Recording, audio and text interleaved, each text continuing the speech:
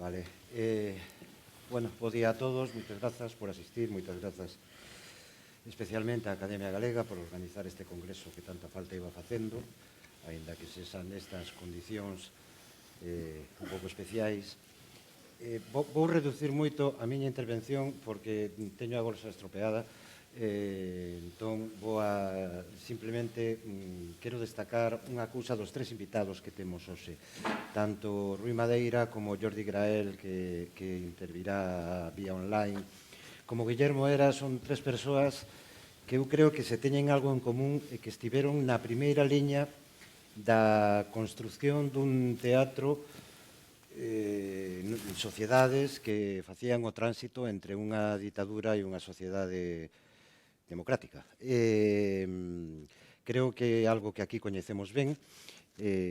As tres sociedades teñen as súas particularidades e iso fai que os procesos non foran exactamente os mesmos, pero sí que existe ese denominador común que fai que, que esa construción partise, se non de cero, si dende un sustrato teatral que viña de estar nunha oposición non só artística, senón tamén política. E quizáis iso marcou a construción dos sistemas teatrais que coñecemos hoxe tanto en Portugal como en España, como concretamente en Cataluña. Rui Madeira, dende nomes como Fitei, Teatro, Circo, Guillermo dende o centro, aquel añorado Centro Nacional de Novas Tendencias Escénicas de Lavapiés, o que hoxe o Teatro Valle Inclán, se non me confundo, Jordi Grael no Teatro Ayura. Son nomes que xa de seu teñen esa sonoridade, que explican unha historia que vai un pouco máis ao lado artístico, que vai tamén, que nos fala un pouco das dificultades políticas que tiveron esas sociedades para construir un sistema teatral que se puidese chamar aberto, que se puidese chamar democrático. Non quero estenderme máis para que eles teñan máis tempo para expoñer as súas ponencias. Creo que empezamos por Rui, que nos vai falar desa construción de Portugal, que o temos tan cerca e ao mesmo tempo tan lonxe, un sistema que ás veces envexamos e que ás veces miramos con certa soberbia. Estamos aí entre eses dous polos. Rui, cedo-te a palabra. Bom dia. Eu escrevi a minha comunicação há muitos meses, quando havia uma primeira data para a realização deste congresso. E agora, passados estes tempos, decidi, nos últimos dias, escrever um pequeno preâmbulo à comunicação, porque alguma coisa mudou e, portanto, vou começar. Com o título mesmo, Preâmbulo à Comunicação. A comunidade e os conceitos das indústrias criativas à cidade líquida. Eu vou tentar falar mais despacio. Com o advento do conceito milagroso de indústrias criativas, que na sua gênese é puramente economicista, gerado em comunidades em depressão, o teatro deixou de ser teatro, uma arte, para passar a ser denominado como uma das muitas artes, agora consideradas performativas, e na abstração tenderá a desaparecer. O ator deixa de ser ator para passar a ser performer. Acabou-se com o conceito de grupo, de companhia, enquanto comunidade criativa e complementar de múltiplas artes. A ideia passou a ser acrescentar valor. No fundo, acabou-se com o conceito e com gerações de políticas que fundaram na Europa o Estado Social e, com ele, uma responsabilidade direta do Estado nas políticas culturais. O teatro como serviço público e como tal financiado pelo Estado de cidadãos acabou. Mas este processo que se iniciou há mais de 30 anos está agora a atingir os objetivos então definidos, a saber: 1. Chegar a um total desinvestimento público no teatro, deixar isso à iniciativa privada e à escolha livre, entre comas, dos cidadãos. Mesmo que os cidadãos não tenham acesso a políticas educacionais democráticas que possibilitem ferramentas para a escolha. 2. Aprofundar a precariedade através do subfinanciamento e isolar o teatro, servindo-se de um discurso que colheu e colhe o apoio e o interesse da crítica, da universidade e de um setor da intelectualidade muito moderna, ou pós-moderna, de gurus da opinião e de políticos muito emergentes, muito fraturantes, também da esquerda, que veem em qualquer conceito com cheiro a novo a hipótese de se agarrar, fazer tese, ser muito inovador e assim se estabelecer na corporação como o dono do pedaço. 3. Exemplo. A interpretação dada ao conceito de cidade líquida, que vem da modernidade líquida, e como tem sido usada ali e acolá para impor políticas de precariedade e, sobretudo, muito pouco democráticas e impositivas de gostos pessoais ou de poder, que é o mesmo. A realidade mostra-me hoje, a mim, que essa agenda escondida cumpriu os objetivos. 1. Precarizou o setor. 2. Colocou cada artista, ator, a falar sozinho, isto é, criou as condições para a imposição do espetáculo do eu por oposição ao espetáculo da companhia do grupo. 3. Aprofundou o pior do individualismo na arte teatral, essencialmente uma arte de síntese e integração. O trabalho sobre a memória, sobre os sentidos, importância e responsabilidade da palavra, sobre os textos dramáticos fundadores, sobre a cultura teatral fundacional, dos clássicos gregos ao século de ouro, de Shakespeare a Goldoni, de Marivaux a Lenz, de Ibsen ou Strindberg a Camus ou Claudel, ou mesmo aos contemporâneos, chamando contemporâneos aos dos anos 80 do século XX, foram desaparecendo ou, o que é mais grave, foram sendo truncados e substituídos por textos sobre o eu, sobre mim, a minha história, a minha vida, as minhas primas. Tudo escrito por mim, representado por mim, com projeções de mim, quando era pequenino e os desenhos que fazia. 4. O que é mais grave, roubaram-nos o tempo do fazer. E esta situação, para lá da performance, é, na minha análise, resultado de 1. Uma formação artística que, na maior parte dos casos, não cumpre a sua função, nem sobre a história, nem sobre a memória, nem sobre os modelos do fazer, processos e metodologias de criação, nem sobre o tempo. 2. Uma crítica inculta e impreparada. 3. Uma comunicação social que não comunica sobre as artes do palco, porque estas não têm dinheiro para comprar publicidade. E a comunicação mede-se hoje assim. E daqui resulta o espetáculo a que assistimos hoje. O ator a espernear na sua performance individual contra o mundo e a santa globalização. Feliz, segundo o Instagram, livre e liberto de tudo, mas está só. Está só com todos os outros sós. Esse é o lugar que a santa lhe reservou e onde quer que ele resperneie à vontade e com toda a liberdade, mas só. A cidade engole-o e vomita-o no segundo seguinte. O chão, a rua, a margem é o seu lugar. O sentido de grupo, de companhia, de pertença, de comunidade acabou. A arte do teatro e o processo artístico no geral sofreu uma transformação a partir dos princípios dos anos 90 do século XX. O artista deixou de controlar a obra. O controle passou para um intermediário. Chame-se ele crítico, curador, programador. O artista ficou só e está cada vez mais só. Não controla nada. Deixou de ser artista e passou a ser aquele a quem se faz a encomenda que se precisa para o fim em vista. Está só. Não faz o preço. Não tem esse poder. Alguém lhe diz quanto pode pagar pelo trabalho. Não é criação sua, é para um projeto que esse alguém pensou. Ele é apenas um trabalhador indefeso, sem estatuto. Está só e parece que está bem assim. Só no seu local de trabalho. Constrói, num tempo preciso, uma peça para encaixar noutras, feitas noutros locais, por outros sós, e que, uma vez encaixadas pelo intermediário que idealizou a obra, lhes acrescentará valor. Mas cujo resultado económico ele, o sozinho, não vê, porque deixou de controlar o processo. E assim os intermediários são os novos atores artistas, sejam eles quem forem. Estão cada dia mais ricos e os verdadeiros atores artistas cada vez mais pobres. Já não se entrevista o artista, entrevista-se o curador. É ele quem paga a publicidade, em proveito próprio, mesmo que os dinheiros continuem a ser públicos. Chama-se isto agora gestão agilizada.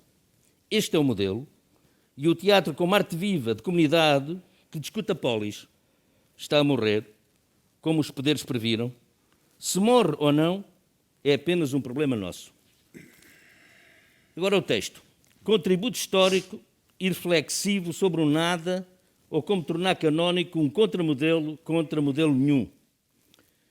Não sou defensor da ideia de criticar o meu país fora das suas fronteiras. Adoro falar do que está mal entre os meus, mesmo ou sobretudo quando os meus são políticos sem memória. Sei que a fronteira é a língua e que no caso português, como noutros casos, a fronteira e os horizontes são largos ou mesmo apenas à dimensão do olhar de cada um. E sei de experiência feita que na Galiza estou em casa. Assim sendo, falemos de nós todos, sem peias, e do que as nossas casas e do que nas nossas casas se passa e se passou, na presunção que todos poderemos tirar lições e ilações para vivermos todos melhor a ideia de teatro como a defendeu Ortega y Gasset. Agradeço à Academia do Teatro Galego e aos seus honoráveis membros por se terem lembrado de mim. Aceitei estar aqui hoje, isto foi no tempo, dia da minha estreia das Troianas em Braga. Hoje as Troianas estão em cena, mas nas ruínas do Teatro Romano. Porque entendo também esta minha presença como uma homenagem solidária ao teatro galego e aos homens e mulheres fundadoras da profissão na Galiza. Alguns ainda vivos, outros já noutros caminhos, de Santiago ou não, mas muitos ou todos meus amigos e parceiros nos caminhos teatrais, no troco por troco, na aventura da lusofonia e noutras aventuras, sempre com o propósito de abolir muros e romper fronteiras. A uns e a outros, o meu profundo testemunho de solidariedade e luta. Vou tentar ensaiar uma justificação, a minha, a partir da documentação pessoal e de outras consultas para demonstrar como seria fácil, num país pequeno como o meu, se vontade política houvesse, definir um modelo de apoio às artes que perdurasse no tempo, não atropelasse ninguém, respeitasse o outro, equilibrado, justo, democrático. Serei tão parcial nisto como a defender um amigo. Nota prévia. O conceito de modelo de apoio às artes, por parte de qualquer governo, implica a partida e, na verdade, o cumprimento de 4 pressupostos, a saber: conhecimento profundo da situação da cultura no país, nas suas complementares vertentes, língua, criação artística, formação artística, desenvolvimento cultural, equipamentos, players. Definição de uma estratégia de ação e objetivos a atingir num tempo determinado. Mapeamento dos instrumentos que o Estado dispõe, financeiros, físicos, humanos e outros. Para atingir esses mesmos objetivos, quadro legislativo aprovado. Tudo isto somado, organiza e define uma política para um setor de atividade do país, seja ele qual for, salvaguardados os princípios básicos da democracia pluralista consignados na Constituição da República Portuguesa. Assim, o modelo de apoio às artes é apenas um instrumento final para a prossecução de uma política. Ora, se não há política, porque não estão identificados aqueles pressupostos, nunca será um modelo a resolver coisa alguma. E Portugal, desde a Revolução dos Cravos, nunca verdadeiramente experimentou modelo algum. E esse é o ponto. Ambiente teatral pré-25 de Abril. O teatro português sofreu, de modo particular, os 48 anos de ditadura. Há uma riquíssima história de lutas pessoais e coletivas por dentro do teatro, contra a ditadura, do que não cabe aqui falar. Mas é justo afirmar que antes da Revolução de 74, para lá da atividade teatral, chamemos-lhe mais permitida, pelo regime, caso de algum teatro comercial, algum teatro de revista e o Teatro Nacional, existia já um grupo significativo de estruturas que, em contexto profundamente adverso, desenvolviam uma valorosa atividade de criação teatral e de cidadania. Apesar da censura e da polícia política, estruturas essas centradas sobretudo na capital, embora o maior expoente desse tempo se tenha constituído no Porto em finais dos anos 50, o Teatro Experimental do Porto. Em Lisboa, só no início dos anos 60, esse movimento se constituiu com a Casa da Comédia, o Teatro Estúdio de Lisboa, primeira companhia dirigida por mulheres em Portugal, o Teatro Experimental de Cascais, continuando nos anos 70 com o Grupo de Campolide, mais tarde Companhia de Teatro da Almada, Comuna, Cornucópia, Bonecreiros, Cómicos, e com a Seba Trupe, entretanto, no Porto. Não existia, portanto, qualquer política estruturada de apoio a este teatro, por parte do Estado, para lá de alguns apoios pontuais e casuísticos e por razões muito determinantes. Nesta matéria, e até 1974, o único olhar estratégico fundado na ideia de apoiar os melhores, na presunção de um dever democrático, foi assumido pela Fundação Carlos de Gulbenkian, que no apoio às ciências, às artes, à leitura, desenvolveu verdadeiramente uma política de Estado dentro do Estado. E todos esses grupos existentes em 1974 foram por essa fundação apoiados nos primeiros passos, quer à criação propriamente dita, quer a espaços, quer a equipamentos, quer ainda em bolsas de estudo no estrangeiro a alguns dos seus elementos. Saliente-se ainda o facto de que, quer nos anos que antecederam a democracia, quer nos primeiros anos desta, a importância que teve em Portugal o Instituto Alemão, em Lisboa e no Porto, permitindo a estreia e a apresentação no seu espaço de textos proibidos pela censura portuguesa, apoiando grupos, trazendo encenadores alemães aos grupos, garantindo bolsas de estudo na Alemanha, caso, por exemplo, da companhia que eu faço parte, da CTB, nos primeiros 2 anos. Contabilizamos neste setor de atividade teatral cerca de 13 estruturas em atividade, imediatamente antes do 25 de Abril, e que, com propriedade, podemos chamar de profissionais. Destas, 2 no Porto e as restantes no eixo Lisboa-Cascais. O PREC, período revolucionário em curso. Com a Revolução de 74, novos grupos se formaram quer em Lisboa, quer por todo o país, dando início a um forte movimento de descentralização cultural a partir do teatro. Graças, sobretudo, a uma nova geração, saída do antigo Conservatório Nacional de Teatro, e a pessoas que se tinham iniciado no teatro universitário, forte na altura, sobretudo em Coimbra, Lisboa e Porto. E a ação pioneira do Centro Cultural de Évora, entretanto criado, e ao labor criativo e à visão política de um importante homem pedagogo teatral, Mário Barradas, saído também ele da direção do Conservatório. E para a análise futura desta comunicação, se pode afirmar que foram assim criadas as condições objetivas para um prolongado debate que iria marcar no futuro, e ainda marca, uma profunda e profícua discussão e análise crítica sobre que tipo de modelo de apoio às artes do palco no país. Teatro, dança, música. Discussão forte, análise e reflexão por dentro do teatro, entre o que se designou como teatro independente, designação dada pelo crítico Carlos Porto ao movimento das estruturas existentes, a partir do início de 75 em Lisboa, e o chamado teatro da descentralização, composto por estruturas que se radicaram fora de Lisboa e Porto, estas duas faces de uma mesma moeda, a fragilidade cultural do país, a manifesta falta de hábitos de fruição cultural, o imenso deserto cultural fora de Lisboa e a prioridade das políticas e dos seus representantes quanto às necessidades mais básicas das populações, onde a cultura e, sobretudo, a criação artística estava naturalmente arredada, deram início a uma silenciosa e apaixonante batalha política por uma estratégia de democratização da arte, através da definição de uma consequente política nacional de cultura, assente no modelo de financiamento público, equitativo e democrático, que 46 anos depois está objetivamente por cumprir. Passos na busca de um modelo. Com o advento da democracia, assistimos à criação de projetos teatrais, uns mais efêmeros que outros, quer em Lisboa, quer um pouco por todo o país, numa dinâmica desenfreada, ditada tanto pelo ambiente político e social, como resultante do engajamento nas forças e movimentos políticos emergentes, que no seu conjunto reclamavam, junto dos sucessivos governos provisórios e mais tarde constitucionais, políticas e apoios ao teatro e às artes em geral. Sendo as sucessivas respostas por parte desses governos sempre avulsas, casuísticas, desestruturadas, sem meios adequados e sempre com uma confrangedora falta de sentido de Estado. É nesse contexto de luta que nascem coletivos, plataformas e associações de grupos e companhias, centrada quase sempre na dicotomia Lisboa-Província. E é assim que no final dos anos 70 nasce a ATADT, Associação Técnica e Artística da Descentralização Teatral, que se revelou um baluarte de estudo, reflexão e debates sobre as práticas e sobre os caminhos que o teatro estava a iniciar em democracia.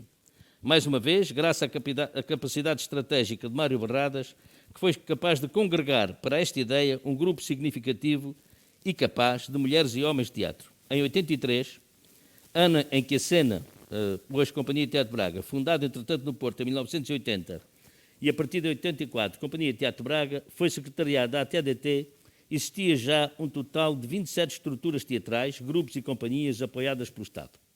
E se trago aqui esta narrativa, é simplesmente porque entendo que em democracia nenhum governo em Portugal acompanhou e assumiu o passo político e institucional que era, foi e continua a ser fundamental dar.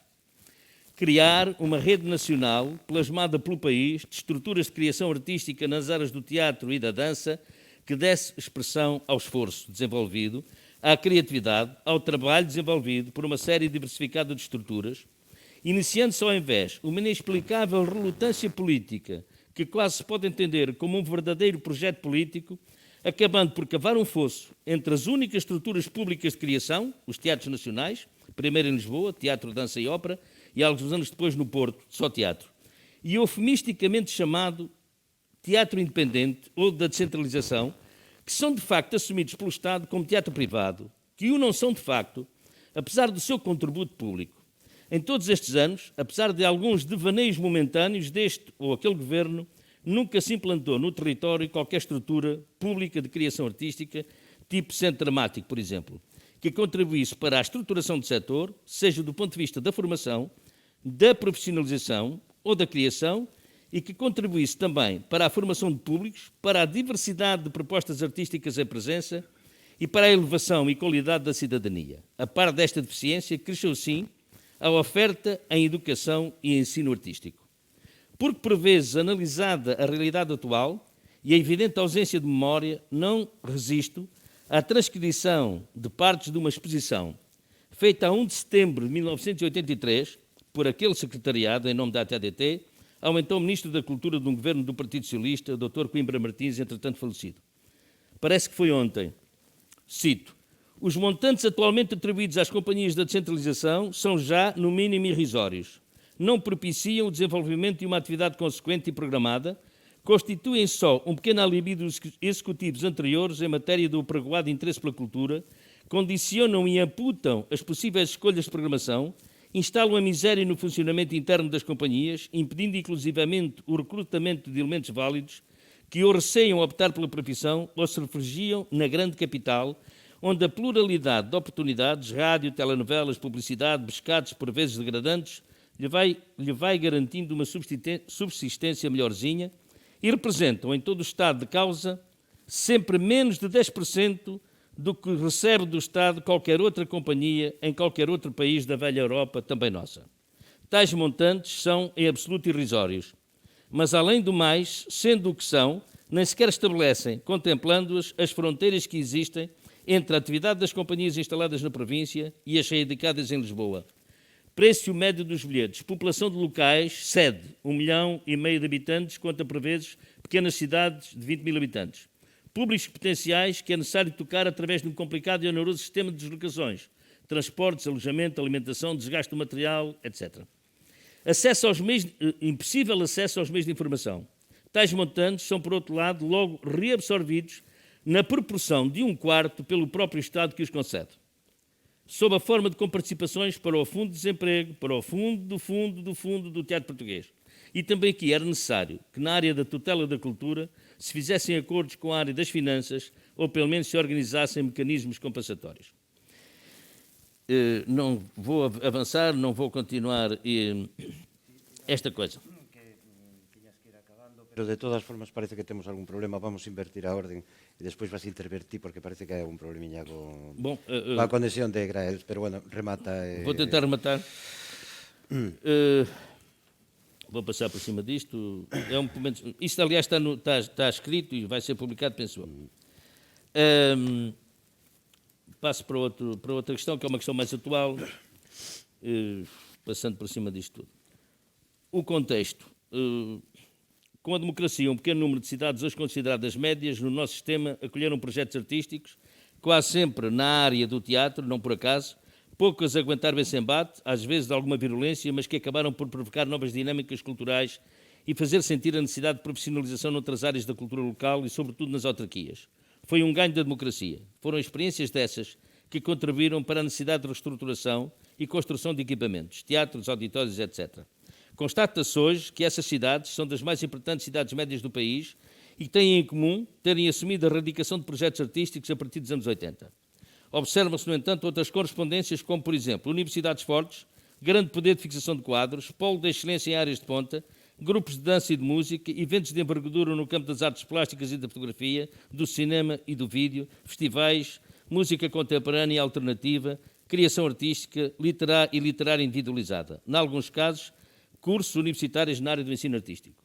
Cresceram, surgiram no seu interior novos desafios, novas necessidades, e as estruturas existentes no terreno não respondem hoje de forma tão ampla e consequente quanto necessária, porque nunca tiveram meios e porque tudo mudou, porque falta modelo de desenvolvimento cultural.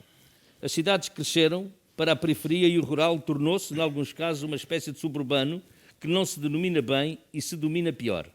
Tudo está num movimento caótico e as cidades que hoje rondam os 100, 150 mil habitantes precisam de estabilizar, de criar infraestruturas e objetivos para responderem de forma articulada e coerente ao futuro. O país encolheu graças às vias de comunicação e à mobilidade da juventude universitária, à circulação da informação e a outros fatores, mas ao aumento demográfico nas universidades e nas cidades correspondem novos problemas e desafios. É nosso entendimento que não se está a responder de modo sustentado em termos nacionais a essas novas necessidades. O país precisa repensar estrategicamente nos domínios da cultura viva, definir objetivos e redimensionar os investimentos no imaterial com mais equidade.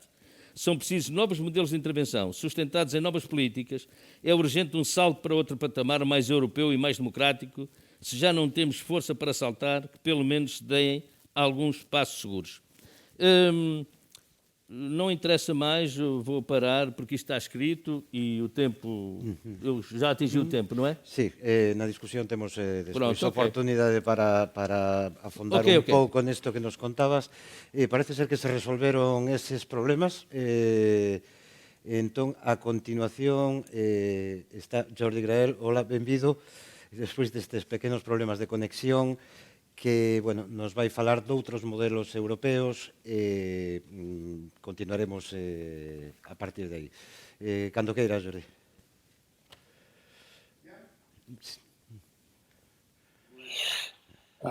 De todo, quiero agradecer a los organizadores del Congreso que me invitarán. Mi intervención, que escribí en el mes de enero, sigue básicamente igual.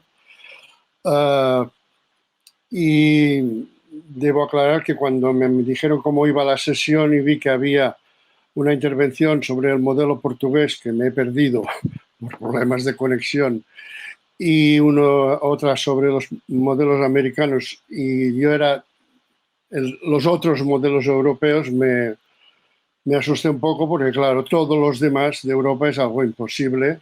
Serían como 50 modelos si cogemos la referencia de los estados. Y por otra parte, eso de los modelos, a ver, según el diccionario de la RAE, modelo es arquetipo o punto de referencia para imitarlo o reproducirlo. En el diccionario del Institut d'Estudis Catalans, catalán dice lo que debe servir de objeto de imitación. Y yo creo que precisamente que los modelos no son transportables ni imitables a otros contextos y tradiciones. Y lo que yo creo que se trata de subrayar es la trayectoria que ha llevado a los modelos a cómo son, y analizándolo ver si puede haber algunos elementos, algunos procesos que se puedan adaptar o aprovechar. Yo creo que precisamente uno de los grandes errores de estos últimos 40 años del posfranquismo, si es que estamos en él, uno de ellos ha sido trasplantarlos más de nombre que de realidad y sin partir de unos antecedentes parecidos. Así hemos creado centros dramáticos que no son centro dramatique, hemos creado compañías nacionales que son compañías madrileñas, o sea, de nacionales o estatales nada. Hemos creado consejos de artes y de cultura que no lo son, y hemos creado incluso un Teatro Nacional de Cataluña que es una aberración. Pero bueno, no me voy a referir al modelo español porque es suficientemente conocido y si acaso ya lo hablaremos en la conversación. Debo aclarar que obvié el tema o el referente de los países del este porque creo que, salvo la República Democrática Alemana y aún en el aspecto cultural, los países del este, que son una referencia geográfica simplemente, no han culminado aún la evolución y la transición desde el postsocialismo, comunismo o estatalismo al capitalismo. Me centro en los 4 modelos fundamentales y espero tener tiempo de dar unas pinceladas de cada uno de ellos. me he centrado mucho en su evolución histórica porque creo que esos modelos tienen las características que tienen precisamente porque han sido la evolución de unas determinadas circunstancias y por eso también son tan distintos entre ellos. Empiezo por el modelo germánico o alemán, que es un modelo que se ha ido consolidando a lo largo de más de 3 siglos, a partir de la multiplicidad de estados que existía antes de la unificación alemana de 1870, lo cual produjo la existencia de una densísima red de teatros y centros de producción con compañías estables y de repertorio que subsiste en buena parte. Porque a pesar de la unificación del siglo XIX, estas realidades han subsistido porque había una fuerte implicación de público y de realidades administrativas, locales, regionales, etcétera, que las han mantenido. Y además estos centros, estos teatros, en ellos no se producía la ecuación potencia económica o militar igual a gran teatro, al contrario. Precisamente existen ejemplos de todo al revés. Lugares políticamente, territorialmente y económicamente irrelevantes en el siglo XVIII y XIX como Weimar o como Meiningen generan grandes actividades culturales y específicamente escénicas.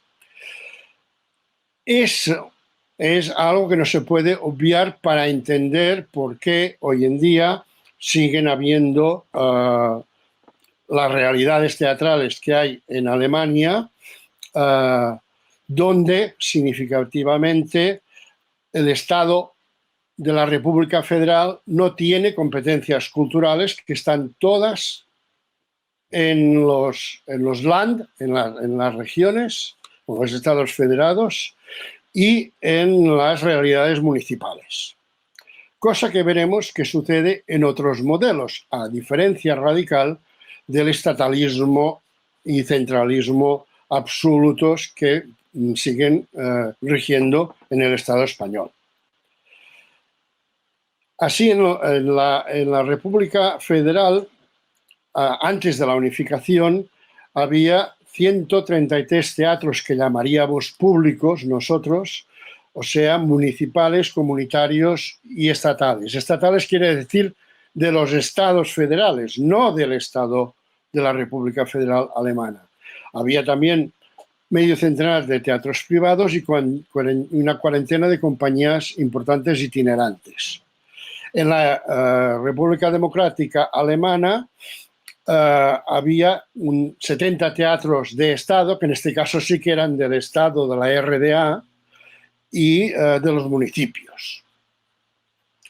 Pero quizá lo más importante del modelo alemán es el funcionamiento de los teatros, que es con una programación que normalmente es de teatro, danza, lírica e incluso música, o sea, una programación integrada, y donde existe un máximo elemento que es el intendente o sobreintendente, que es el responsable del funcionamiento administrativo, pero que luego tiene direcciones artísticas, por supuesto, pero sobre todo lo que tienen todos esos teatros públicos son unos considerables equipos de dramaturgia que son los que van elaborando la programación y los que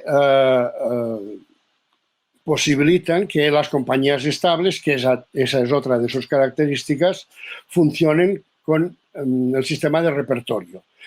Completamente a la inversa de nuestra práctica de estrenar una obra, explotarla durante un cierto tiempo, vaya bien o vaya mal, y ir a por otra, y a por otra, y a por otra.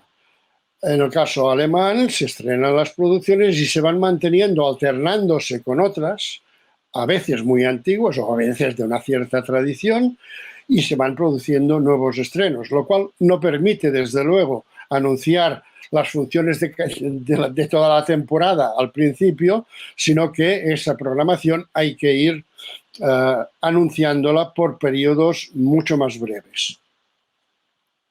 Lo de la compañía estable es algo fundamental. Son compañías muy grandes, pero que son las que permiten funcionar en repertorio.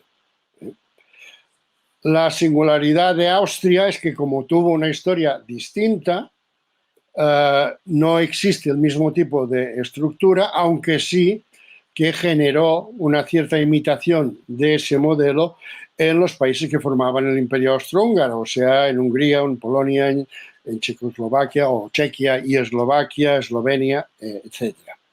Y ese modelo alemán es el que ha influido más que en ninguna otra parte en los países escandinavos y hasta cierto punto en la mayoría de los países del este, no solo los que funcionaron, los que estuvieron dentro del Imperio Austrohúngaro.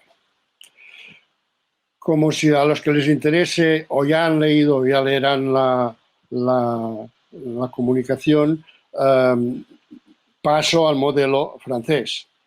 Y del modelo francés básicamente lo que me interesa es la historia a partir de la Segunda Guerra Mundial, porque es el momento en que se van produciendo sucesivas oleadas de descentralización que van además al compás de una cierta reflexión sobre el papel social del teatro que se produce con grandes teóricos que no hace falta recordar a lo largo del siglo XX, y en el cual se produce además la formulación de un concepto esencial que es el teatro entendido como servicio público, o sea, el teatro como un bien que las administraciones públicas deben ofrecer a sus ciudadanos como otras necesidades o otros servicios esenciales. Las oleadas sucesivas de centralización se producen en todo el hexágono francés y también en una fase determinada, incluso en el propio París, que en un estado tan ultracentralista como es el francés desde la Revolución Francesa y antes, pues que la capitalidad de París siempre ha sido fundamental, pero la descentralización llega a un momento que también se extiende a lo que se llama la banlieue, los alrededores de París, para no tener todo concentrado en la antigua villa de París.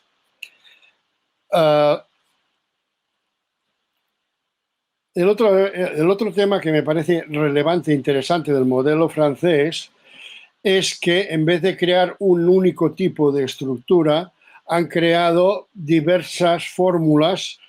Un poco sería como la personalización de las entidades descentralizadas según las necesidades del territorio al que sirven. O sea, por una parte están los teatros nacionales, que son 7 y son mayoritariamente están en París, pero otra cosa son los centros dramáticos nacionales, otra cosa son las casas de cultura, otra cosa son las compañías estables, otra cosa son las escenas nacionales, otra cosa son las escenas concertadas. De cada una de esas categorías que tienen dependencia y tienen también financiación distinta según según cada una de ellas, entre el Estado, las regiones, los departamentos, las mancomunidades, los municipios. Y el otro aspecto relevante a destacar es la existencia de una muy activa y muy eficaz, la ONDA, Oficina Nacional de Difusión Artística, para asegurar las giras, no solo internas, sino también internacionales, y la existencia de las direcciones regionales de asuntos culturales, que son las que supervisan y también ayudan a las entidades de ámbito básicamente local o de mancomunidades locales. Paso quiero ceñirme a los 20 minutos, para eso me he puesto aquí un cronómetro. Y salto el caso belga porque es muy parecido, pero con la singularidad de la existencia de 3 comunidades lingüísticas, 3 regiones y una ciudad, etc. Y voy al modelo anglosajón, que me parece, por muchos aspectos, uno de los más interesantes, aunque quizá de los menos aplicables, teniendo en cuenta que proviene también de una tradición y casi diría de un modo de funcionamiento de la ciudad, de la ciudadanía y de la sociedad británica. En las Islas Británicas no hay Ministerio de Cultura, no lo ha habido nunca. No hay consejerías de cultura. El sistema que existe, y es bastante conocido, es el sistema de los Arts Council, de los consejos de las artes, tan mal y pésimamente imitados en nuestros ámbitos.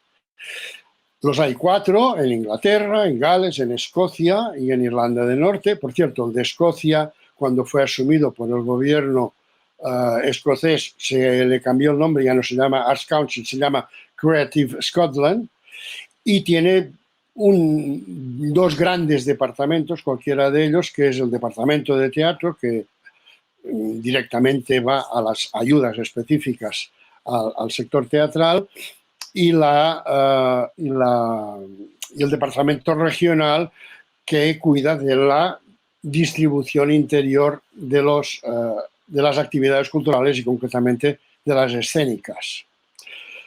Entonces, ¿cómo parte la cosa? Y si tenemos aquí falsas imágenes de la Royal National Theatre, la Royal Shakespeare Company, el Royal Court. Nada de eso son teatros nacionales, porque desde el siglo XIX como mínimo, las iniciativas culturales y las escénicas nacen a través siempre de una entidad privada, de un board, de un trust, de una association, de un limited, de un charity, de un non-profit. O sea, muy infinitas fórmulas que parten siempre de la gestión para hacer viable un proyecto artístico y nunca caen en la gestión después de muchas alaracas artísticas y manifiestos, como es el proceso que suele hacerse aquí, que lo último que se piensa es en el tema de la gestión. Por lo tanto, cosas como el Royal National es una entidad privada o varias entidades privadas, porque una cosa es la que lleva el funcionamiento artístico, pero que los edificios del National en el South Bank de Londres son de otra entidad distinta. La Royal Shakespeare Company también nació como una Shakespeare Company, y estas actividades se ganan el apelativo de Royal, que lo da la reina, después de demostrar su funcionamiento y su excelencia, pero no son el origen de una fundación real, antes del contrario. El Royal Court, de hecho, se llama así, pero porque es el edificio en que está instalado una entidad que es la English Society Limited, o sea, English Stage Society, una entidad creada para promocionar una actividad escénica dedicada en este caso básicamente a la nueva dramaturgia, a los nuevos autores, ya desde la época de Osborne y los Angry Young Men hasta el día de hoy, y que no tiene categoría tampoco de teatro público, teniendo en cuenta que allí los teatros todos tienen la misma entidad, sean que trabajan en musicales o trabajan, siempre está detrás una empresa mercantil o una charity o una non-profit, pero en definitiva una empresa. También allí se funciona básicamente estas grandes entidades con el sistema de repertorio, con diversas salas, con compañías estables, y sabiendo que tienen que conseguir recursos amplios a través de la taquilla y de los mecenazgos. Y contra la idea que tendríamos de que el National, por ejemplo, es un teatro público que tiene un inmenso presupuesto cubierto por la administración pública, pues no. El National, en los últimos datos que yo he podido consultar, solo el 17% de su presupuesto lo cubre el Estado. Más del 67%, casi el 70%, lo cubre la taquilla, las giras, o sea, los recursos propios y de mecenazgo.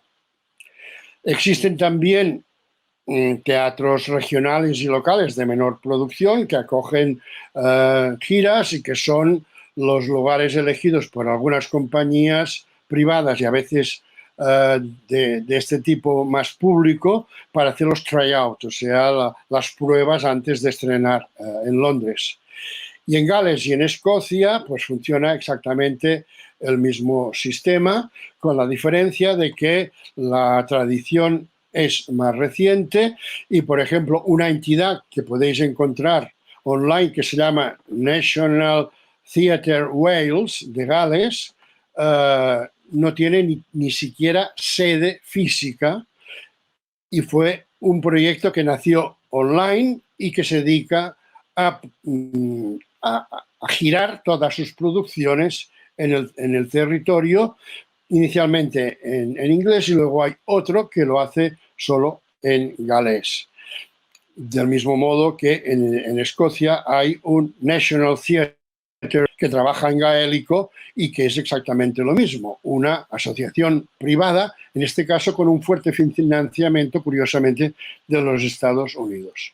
Y del modelo anglosajón, y acabo, yo retomaría la existencia de algo relevante para importar, que es el community theatre, o sea, el teatro comunitario, el teatro profesional o inicialmente amateur, que se hace en las comunidades a partir de trabajar escénicamente las problemáticas del sector, de la zona, etcétera, y que en muchas ocasiones pues incorporan o directores o dramaturgos profesionales, pero como una actividad comunitaria.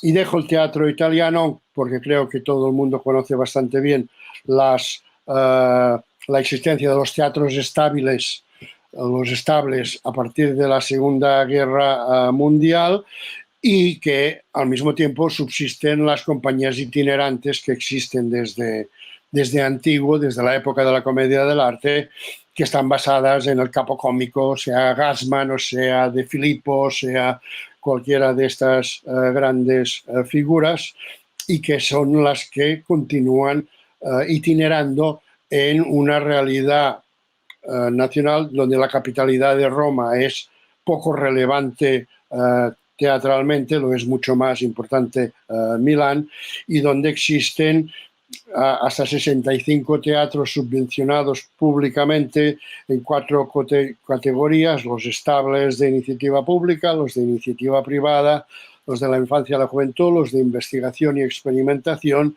y la existencia de un fondo único para el espectáculo que es la responsable de la subvención a las actividades escénicas. Y una nota final sobre las producciones transnacionales, porque son uno de los futuros de la producción teatral. Cada vez más vemos que se estrenan espectáculos con 20, 25 coproductores internacionales, mercado en el cual ha empezado a entrar algunos directores y sobre todo algunas compañías españolas, por lo menos catalanas, que yo sepa. Insisto finalmente en que los modelos no son trasladables sin más al caso hispánico o al gallego. Sí que contienen ideas, estrategias, medidas que pueden ser modélicas, pero todos los modelos provienen de una determinada y muy diversa tradición, que es lo que hay que analizar y ver si hay algo de aplicación y cómo.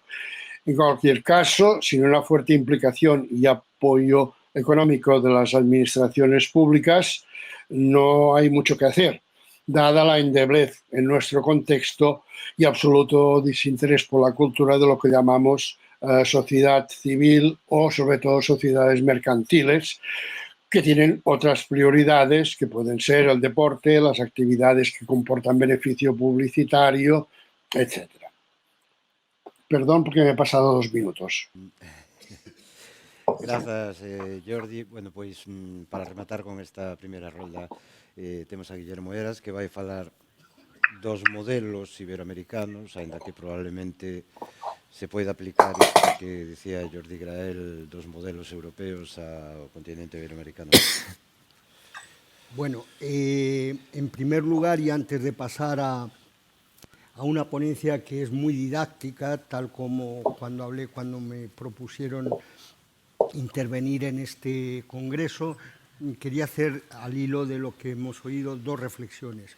Una, me ha parecido de una grandísima lucidez toda la primera parte reflexiva que ha hecho Rui, de este momento tan grave que tenemos, que va más allá de pandemias, que va a la estructura misma del hecho teatral que se ha ido cociendo con el neoliberalismo en los últimos tiempos, y lo que ha hecho ahora es estallar en todas estas razones que él muy bien ha explicado.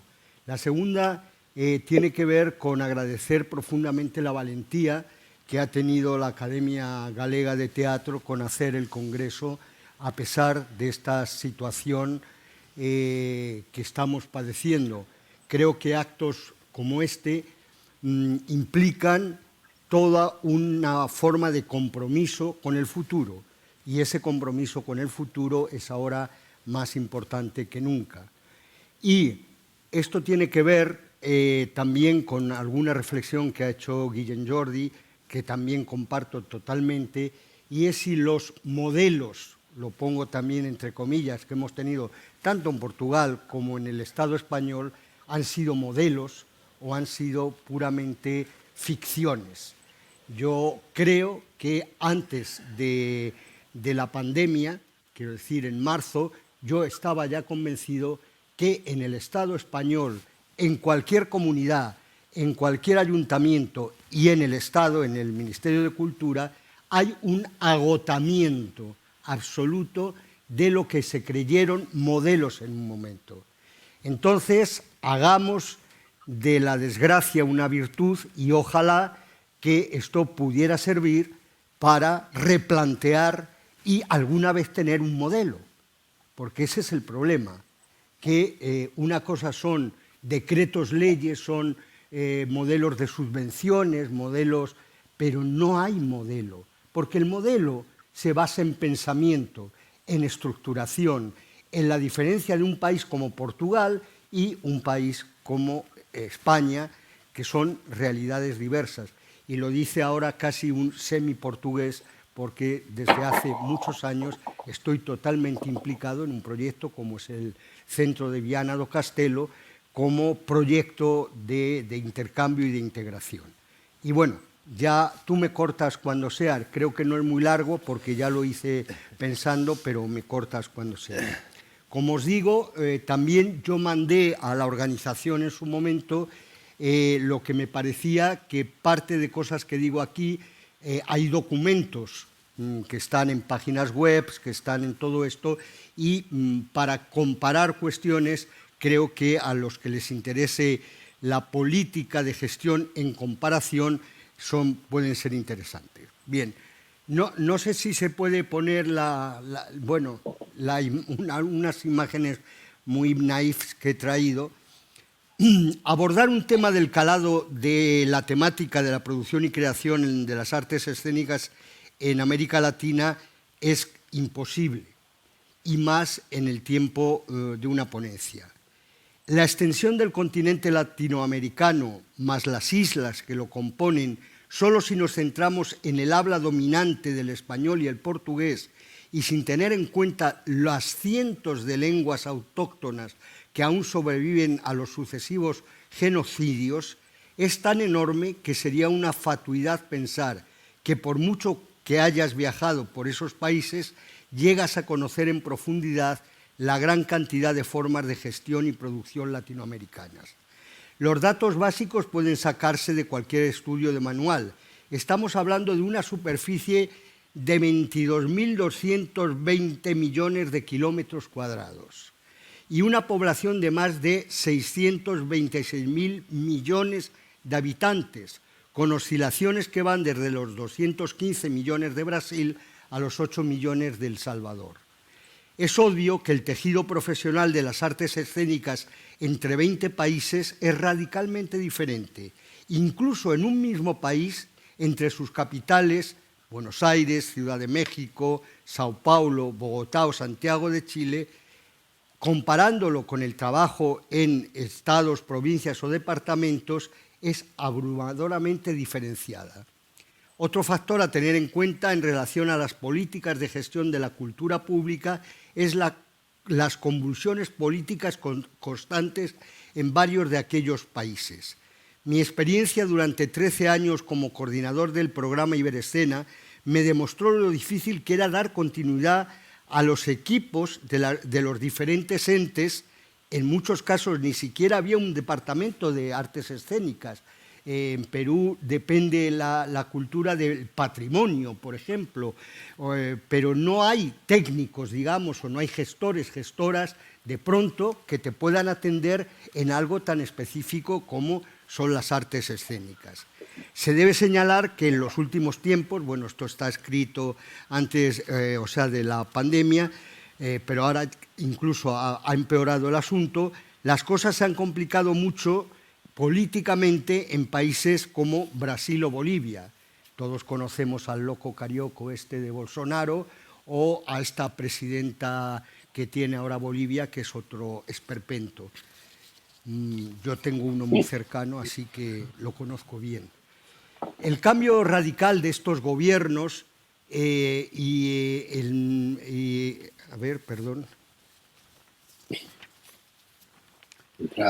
pues lleva a que realmente haya países que de pronto no tienen gobiernos que podríamos entender de izquierdas o por lo menos progresistas, y resulta que no tienen una sola ayuda a las artes escénicas. Tipo Nicaragua, tipo,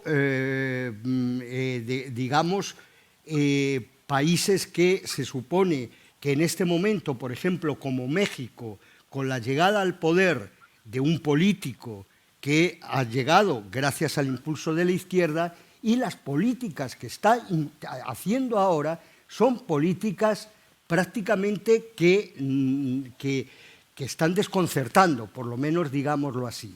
Entonces, el gran problema que tenemos para encontrar modelos en América Latina es precisamente la puntualidad que tienen en referencia al gobierno concreto que entra en un momento determinado.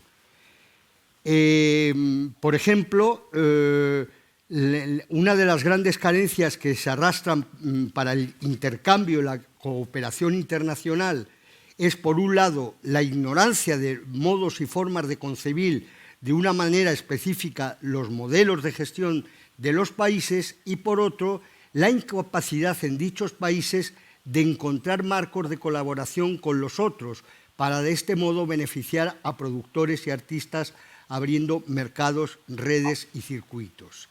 Si bien también deberíamos recapacitar para la imposibilidad que tiene nuestro propio país para encontrar y consolidar propuestas de sinergia entre diferentes estados del central y autonómico, por ejemplo, para, saliendo de burocracias estériles, crear auténticos programas de cultura exterior que sirviera para nuestros creadores y gestores de manera más útil que la desarrollada en los últimos años.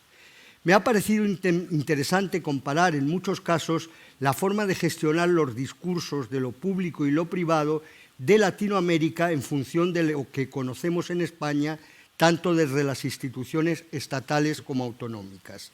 En América Latina, en general, ha habido un cierto retraso para entrar en los estudios que allí lo llaman más industrias creativas, que se vino poniendo en práctica por la UNESCO y por un organismo denominado UNTAC, Conferencia de las Naciones Unidas para el Comercio y el Desarrollo, a partir del 2004.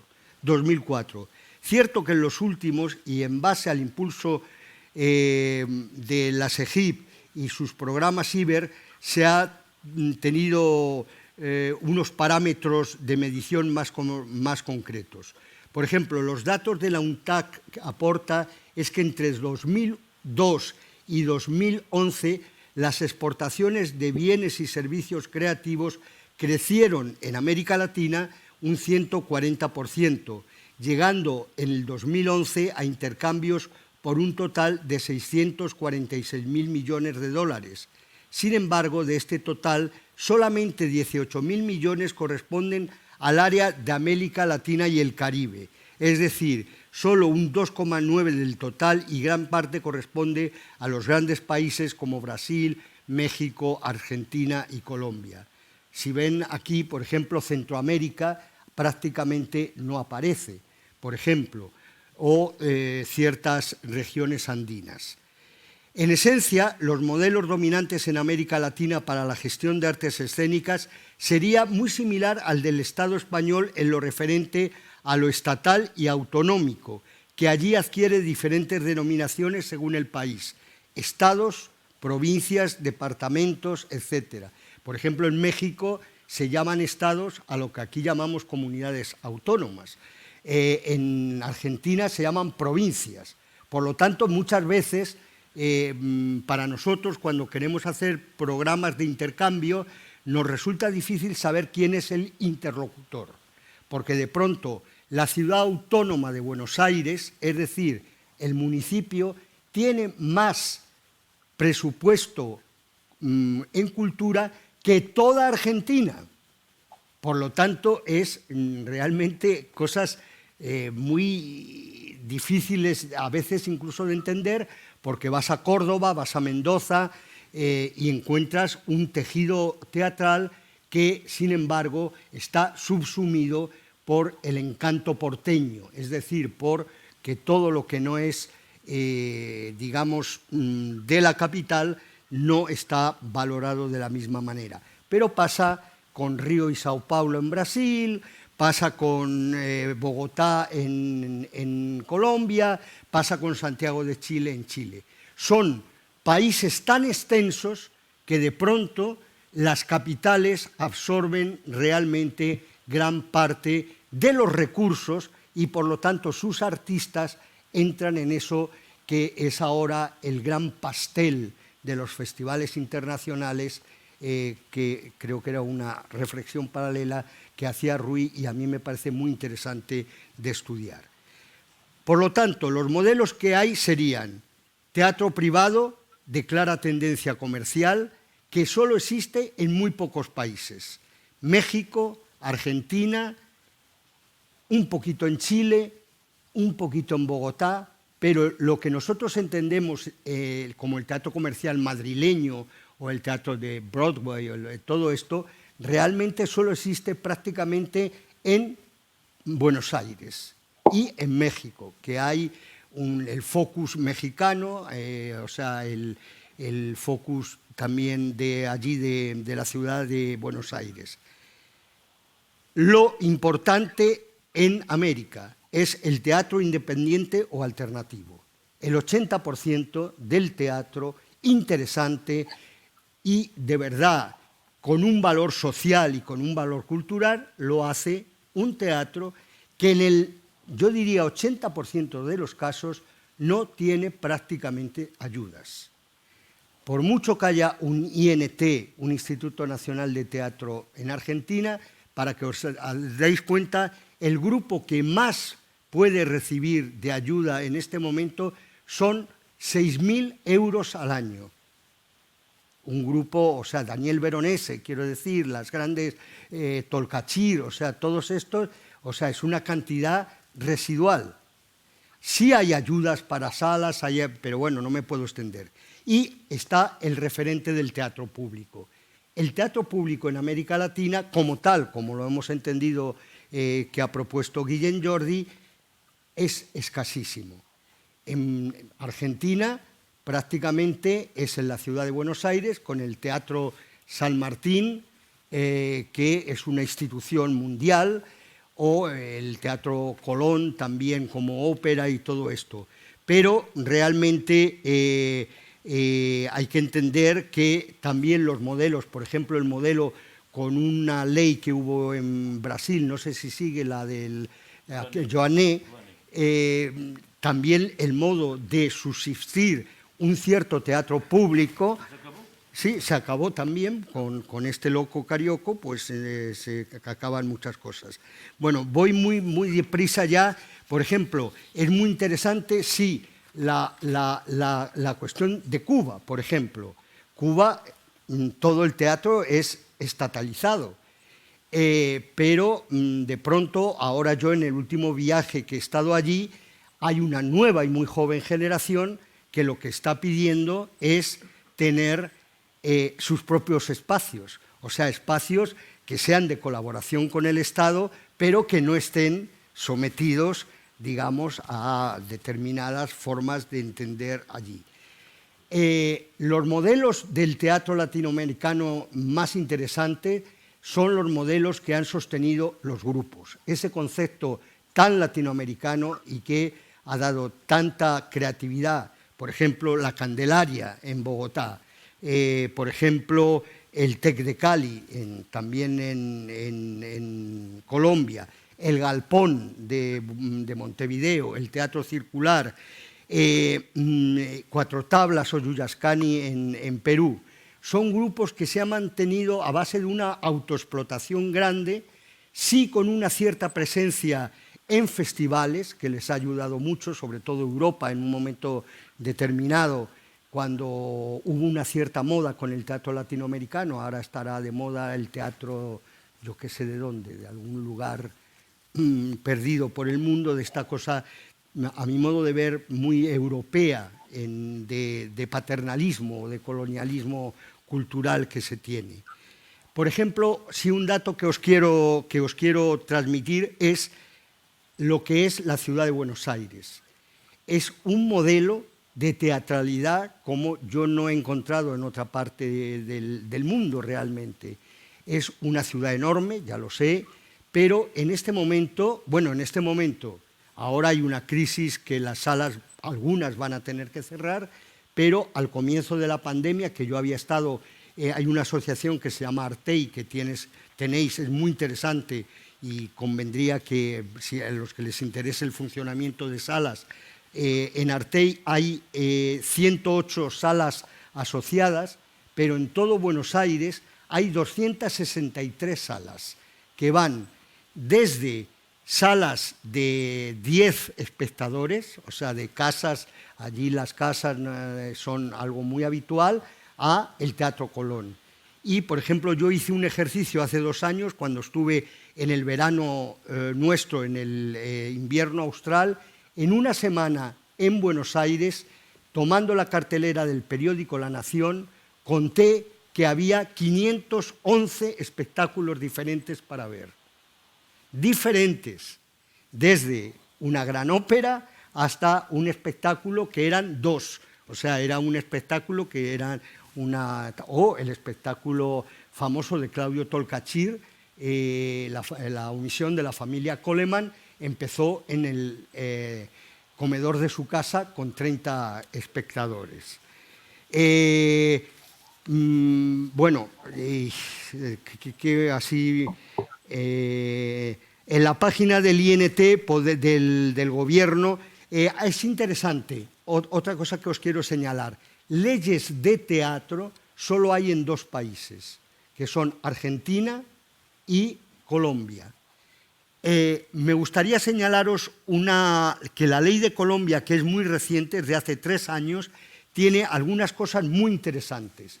Por ejemplo, han sacado un impuesto que es el impuesto que ponen a los grandes espectáculos tipo Shakira, tipo los de rock mayoritarios. De eso el Estado retrae una cantidad.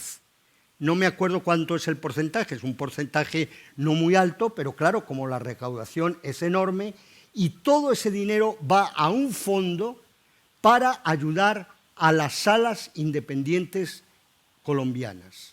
O sea, ese dinero que genera el gran espectáculo se reconvierte en una ayuda suplementaria a las ayudas que tienen.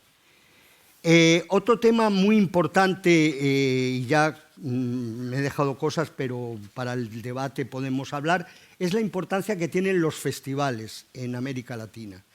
En América Latina hubo un personaje, un exiliado argentino, Carlos Jiménez, que tuvo que huir a Venezuela en el momento en que Venezuela era uno de los países más ricos del mundo por el tema del petróleo, y allí se inventó el Festival Internacional de Caracas, que fue un referente durante mucho tiempo.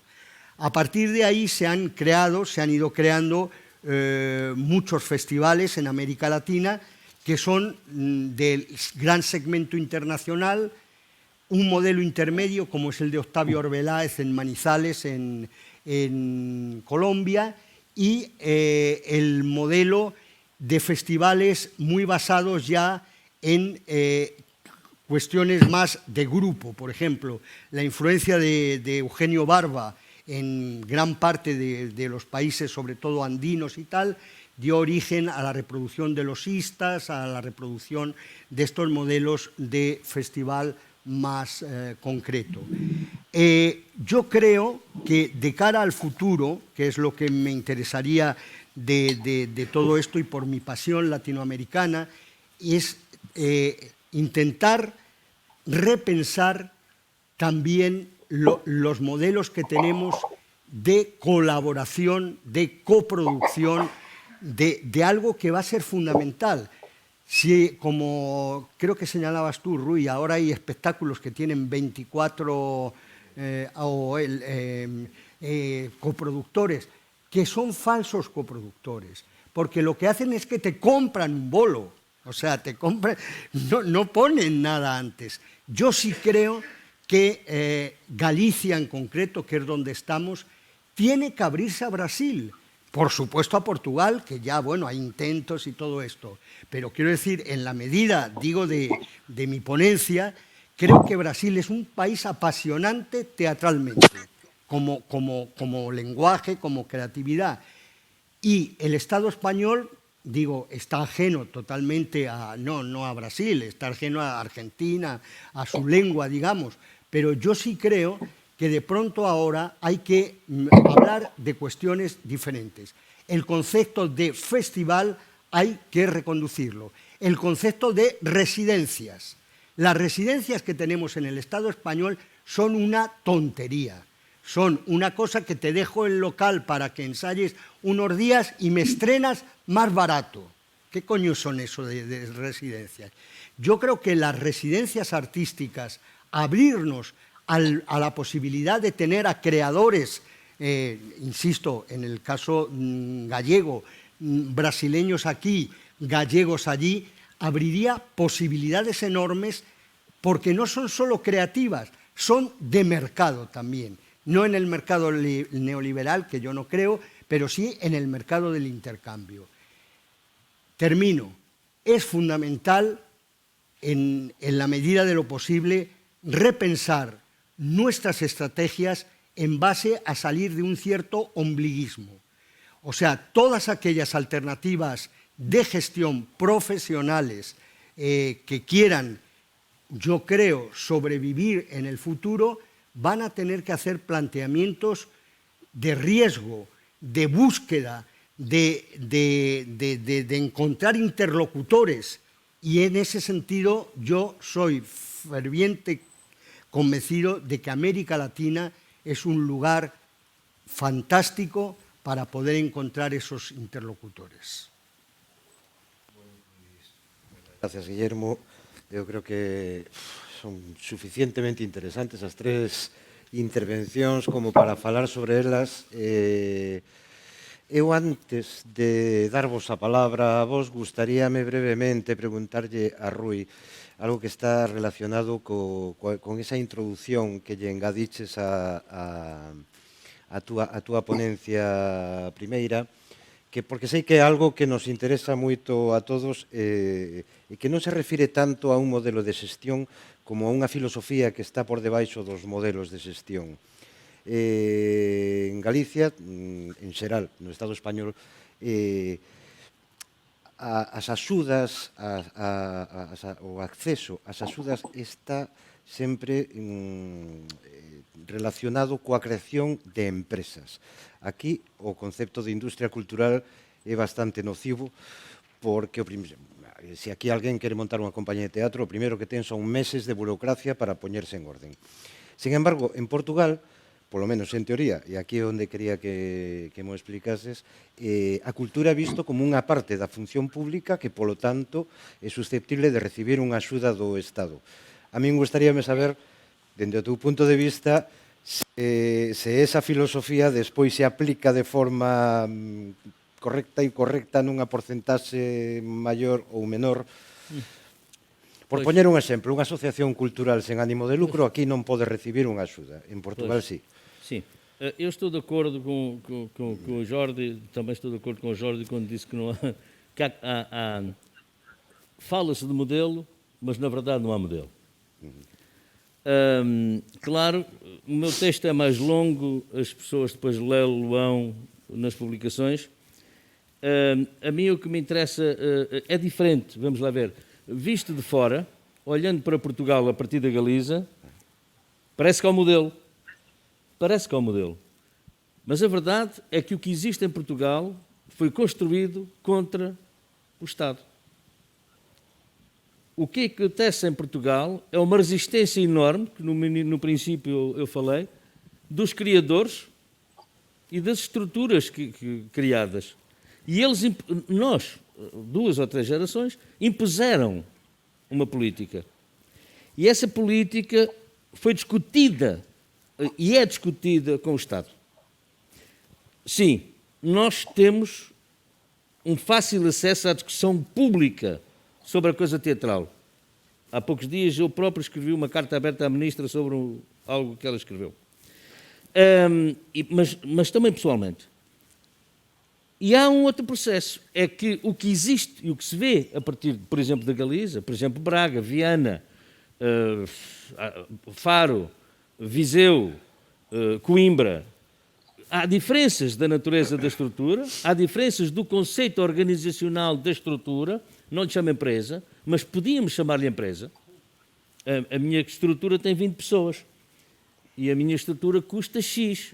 E esse X que o Estado paga ou não paga, cerca de 30% volta para o Estado como impostos, seja pela Segurança Social, seja pelas finanças. Portanto, há uma luta, e essa luta, com longos anos, com capacidade de reflexão também, há muito material, e nós discutimos isso muito, permitiu estas realidades, uma realidade diversa, que o Estado, entendendo o Estado como o Governo Central e as autarquias, os municípios, uns têm dificuldade em acabar com elas, outros apoiam, mais ou menos. Não é? E, portanto, o que há, visto de fora, é aparentemente o modelo, mas não existe o modelo. Existe mais facilmente um contramodelo do Estado contra a realidade teatral portuguesa, e aí há uma tensão enorme sempre entre, é aí que eu falo, por exemplo, de uma ideia de agilizar, de uma ideia, vamos tornar tudo ágil. Há uma questão que pode ser medida neste contexto, comparada. Para nós, e para mim, em Portugal, interessa muito definir o conceito de companhia, de estrutura e de grupo, ou de projeto pontual.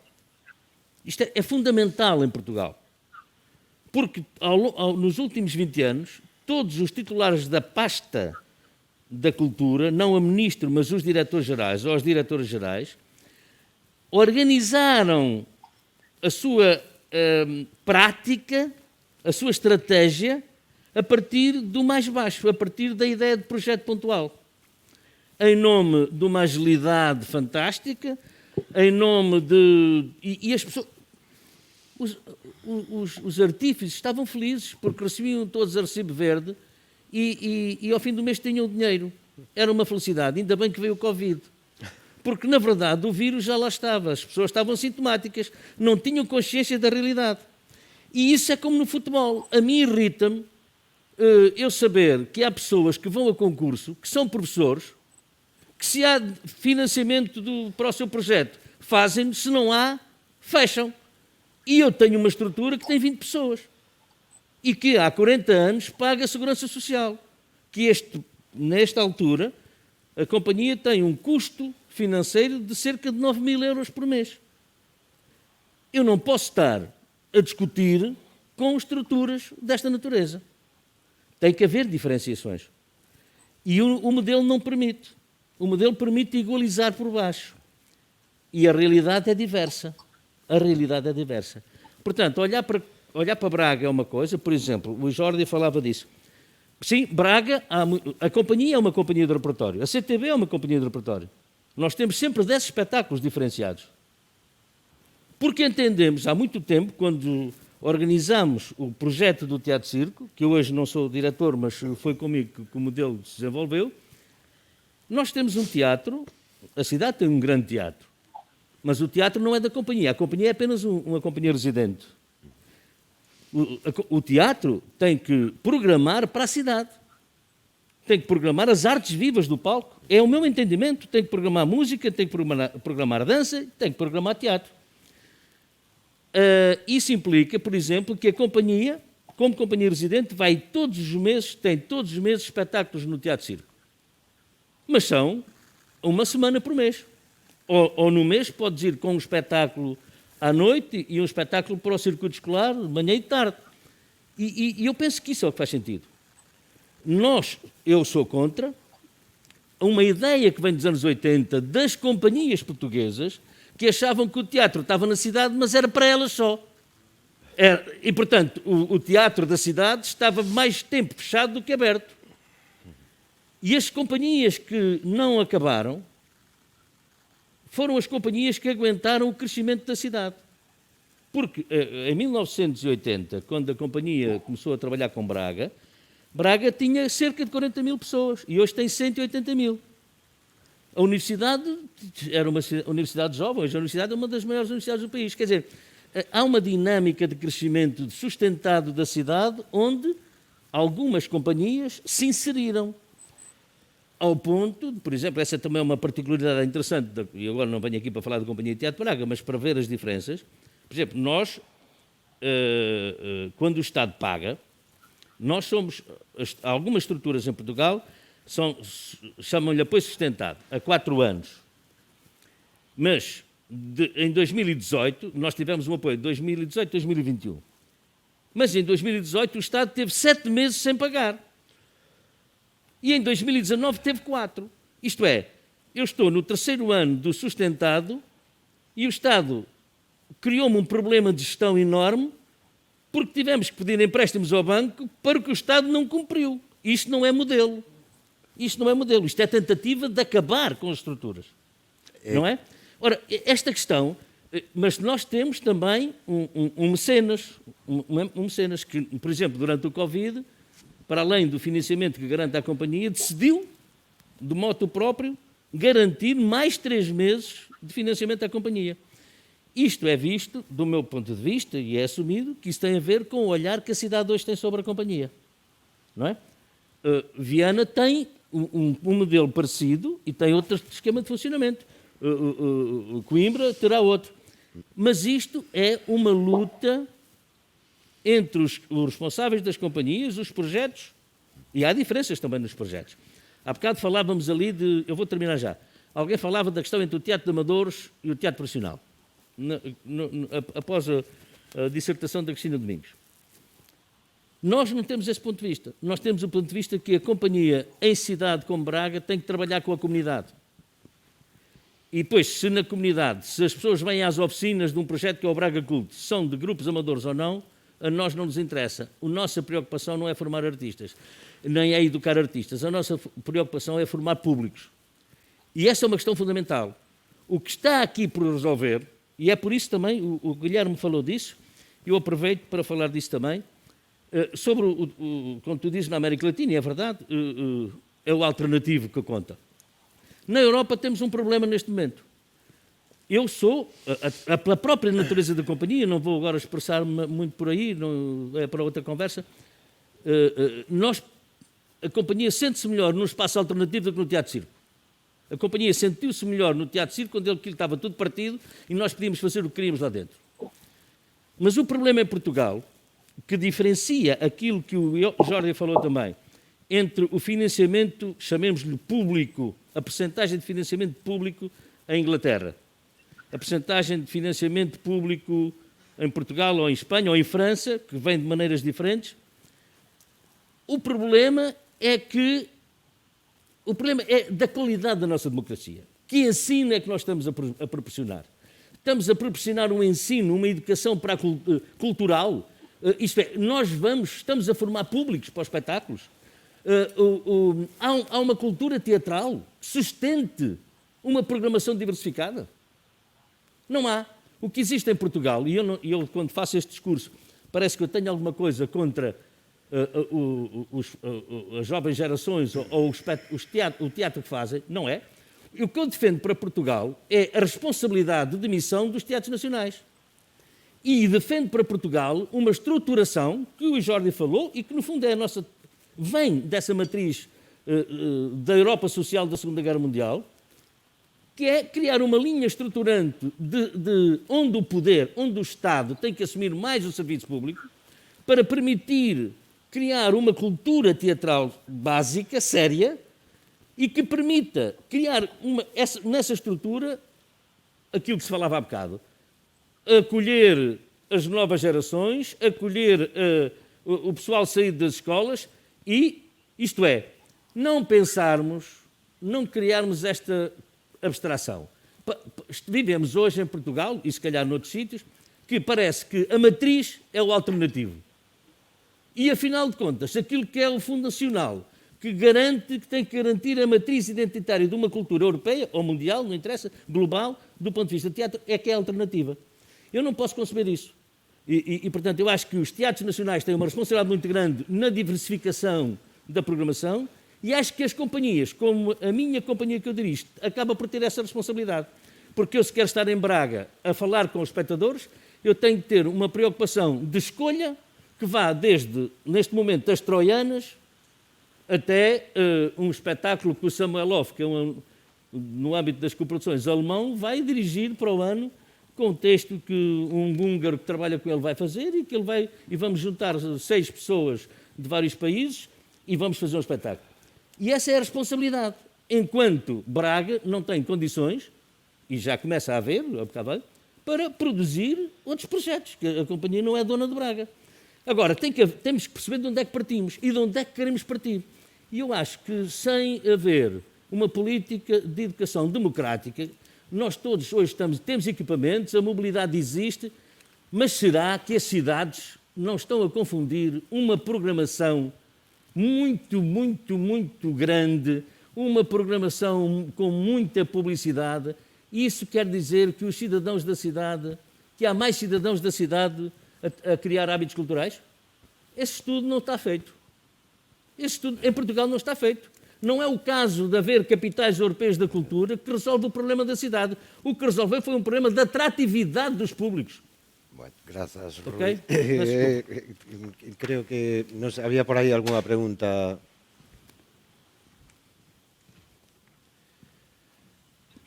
En principio hay moitas dificultades. Eso sí o sabemos. Sí, obrigado aos 3 ponentes polo panorama que nos presentaron. Non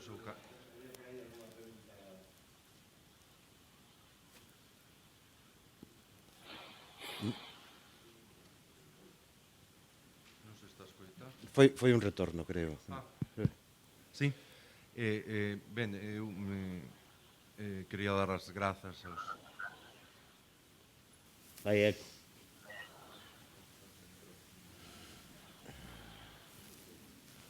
Nada, sigue. Ben, ver un poquinho máis. Obrigado aos 3 polo panorama que nos presentaron. Eu quería, son Carlos Vizcaíno, quería facer unha pregunta un pouco interesada na liña da achega que fixo Guillermo de algunha hipótese de traballo, algunha vía para a Galiza, para o teatro galego. polo que coñecen da nosa realidade, non tanto modelos, senón como están a funcionar as cousas, o Rui e Jordi, se podían comentar aquí as fortalezas, as debilidades, como analizan o que está a pasar na Galiza teatralmente, polo que coñecen. Jordi, que está lejos, ¿quieres intervenir? A ver, yo no me atrevo a hablar de la situación actual del teatro gallego porque no estoy conectado como estuve durante los años de Abrente y el Festival de Rivadavia y porque quería refrescar un poco mis conocimientos con la conferencia de Cristina en la sesión inaugural, pero por desgracia el streaming ha funcionado fatal y se cortaba continuamente, con lo que solo he tenido algunos retazos. Yo solo creo que del análisis pormenorizado y un poco puntual de las varias características que tienen algunos de esos modelos europeos, se podrían entresacar algunos elementos aplicables, pero siempre que hubiera una decidida voluntad pública de actuación. Si tiene que ser por parte del sobreesfuerzo y la autoexplotación de los trabajadores de las artes escénicas, como ha sido tradicionalmente, pues sobrevivir como se pueda.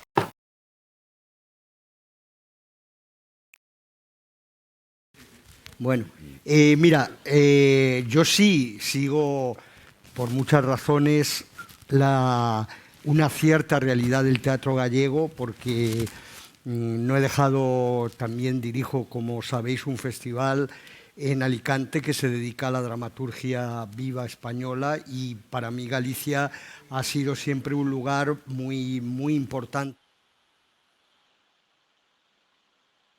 Colaboré con Cristina en un proyecto aquí de nuevas dramaturgias y todo esto, y creo que fundamentalmente algo que se ha dicho en la ponencia de Cristina es algo que de verdad no debe ser retórica. Debemos creernos de verdad que tenemos unas fortalezas creativas que muchas veces están lastradas por las debilidades productivas. Eso es lo que me apasiona del teatro latinoamericano. Es que no se lo plantean. O sea, sé que trabajan desde la autoexplotación, sé que no tienen, o sea, el tejido, por ejemplo, profesional en Buenos Aires, de unos actores tremendos digo, de pronto, pues trabajan en otros lugares y, sin embargo, creen profundamente en el teatro y son actores profesionales. La realidad de ese país ha dado ese modelo. En otros sitios, en México, por ejemplo, no es así.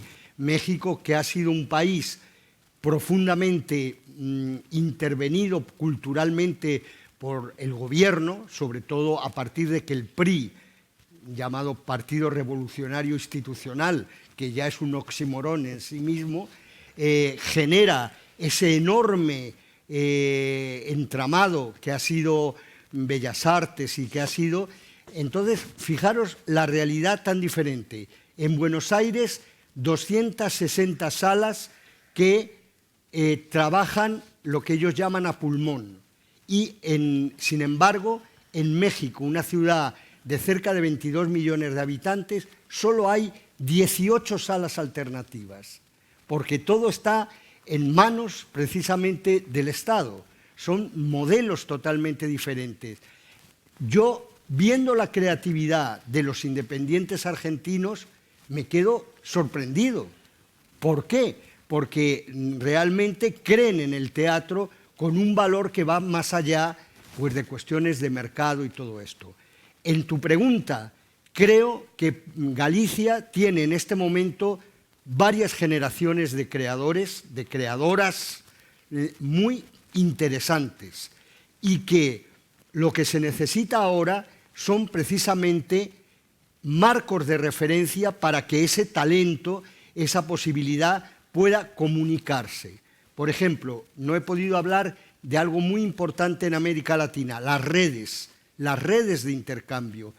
tenemos que entrar y tenéis que entrar sin ningún tipo de, llamémosle complejo, llamémosle tal, a intervenir en esas redes. Redes iberoamericanas, redes que no existen de una manera muy clara. Hay una red ibérica ahora de teatros que se va formando. Todo esto porque yo creo que tenemos que salir un poco en este momento tan claro de la crisis del COVID. Nuestra fuerza va a ser la colaboración, el intercambio. Y yo no dudo que la escena gallega está en un momento, y lo digo sin retórica, idóneo para poder comunicarse, ojo, y sin perder su lengua. Es decir, no haciendo concesiones, no haciendo que a veces hay... No, porque ahora, como he querido entender que en este espectáculo que Rui dice que va a promocionar, los actores seguramente hablan en sus lenguas. Exatamente. No hay problema. Si hoy la escena es tan abierta que eso no se nos permite. No hay los prejuicios que podía haber en otro momento. O sea que creer en vosotros, por favor, y ser fuertes para luchar, para conseguir medios, porque es evidente que no basta. O sea, yo no os voy a decir el modelo argentino de gestión, me refiero, es el que vale aquí. No lo hagamos, porque está basado absolutamente en la autoexplotación. Veamos el modelo artístico, ese sí, pero no el modelo de gestión, porque nos llevaría a una subexplotación mayor que la que ahora tenemos en todo el Estado. Eu gostava sobre isto, estou Sim. tão próximo, Sí. acho que seria... Acho que sinto-me no dever de falar disso. Eu tenho uma inveja de algumas coisas do teatro galego. Uma delas é perceber que o teatro galego, a nação galega, para explicar melhor o que eu quero dizer, tem naipes de atores fantásticos, que Portugal talvez não tenha, no todo, com várias gerações e com um longo percurso de práticas e de diferentes análises, diferentes formas de trabalhar o espetáculo. Essa é uma qualidade do teatro galego. Depois, eu acho também que, visto de fora, que, dada o território que estamos a falar, não seria mais fácil do que aquilo que eu defendo em Portugal, estruturar. E isso é um problema das forças políticas. E é uma vontade. Tem que haver vontade política, como a Cristina dizia. E eu penso também, sem estar aqui a dar lições a ninguém, que isso também passa sempre por dentro do setor. A culpa nunca é só. Em Portugal, eu sou dos primeiros... Em Portugal, eu critico muito o lado corporativo do setor. O setor só se encontra quando está mesmo mal. E antes, no tempo que não está mal, devia refletir sobre o futuro. E não o faz. E eu penso que a situação é tão precária que provoca, às vezes, tensões que são desnecessárias vistas de fora. Porque eu penso que cada geração responde a uma situação concreta e aquilo que falava há bocado a Cristina também, isso também existe, não é do meu ponto de vista, não é por acaso que o Guilherme fala disto. Sim, há muitas dificuldades e há dificuldades a partir das quais é impossível trabalhar. Na América do Sul é diferente de na Europa. Na América do Sul trabalha-se com mais dificuldades. Lá na América do Sul a ideia do Estado Social não é a nossa ideia. As pessoas vivem mal. Há pessoas que andam na noite a encontrar ferro e metal nas ruas para poderem ganhar algum dinheiro para fazer teatro. Isto existe no Brasil. Portanto, estamos a falar de dificuldades extremas, muitas vezes. É diferente. Mas há algo que nos identifica, que nos diferencia e que nos obriga a ter amor nas coisas. Sim, há um sentido de pátria. Há um sentido de língua. Há um sentido de diferença quando nos encontramos e quando nos comunicamos. E isso é uma base, do meu ponto de vista, fundamental para o confronto artístico e para as parcerias estratégicas internacionais. É o valimento da identidade cultural. Eu sou contra o acordo ortográfico português, acho que é uma vigarice pegada, que aliás todos, só Portugal e o Brasil é que o assinou.